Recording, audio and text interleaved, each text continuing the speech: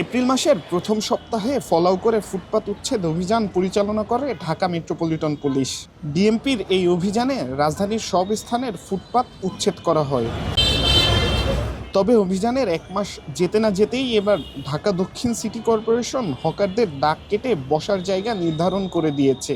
রাজধানীর গুলিস্তান, যেখানে পাইকারি বাজার হওয়ায় ব্যবসায়ী, ক্রেতা বিক্রেতা, পথচারীদের আনাগোনায় লোকে লোকারণ্য থাকে, এখানেও হকারদের বসার জন্য দাগ কেটে দেওয়া হয়েছে। তবে এই বসার ব্যবস্থা যানজট বাড়িয়ে তুলতে পারে এমন আশঙ্কা সাধারণ মানুষের।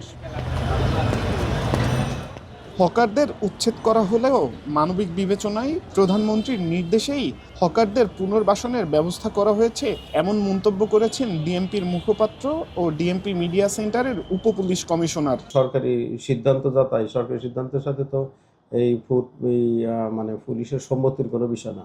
এটা হচ্ছে যে উচ্ছেদ করা হয়েছিল এবং সরকারি সিদ্ধান্ত হচ্ছে যে তাদেরকে যারা প্রকৃত ব্যবসায়ী কিছু কিছু জায়গায় তাদের পুনর্বাসনের ব্যবস্থা করা হবে। সেই লক্ষ্যে সিটি কর্পোরেশন পুলিশের সাথে সমন্বয় করে তারা পুনর্বাসনের ব্যবস্থা নিচ্ছে।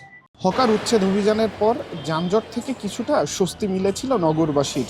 তবে পুনরায় রাস্তায় দাগ কেটে হকারদের বসানোর ব্যবস্থা আবারও সেই পুরনো যানজট সমস্যা বৃদ্ধি পাবে, এমনই আশঙ্কা নগরবাসীর।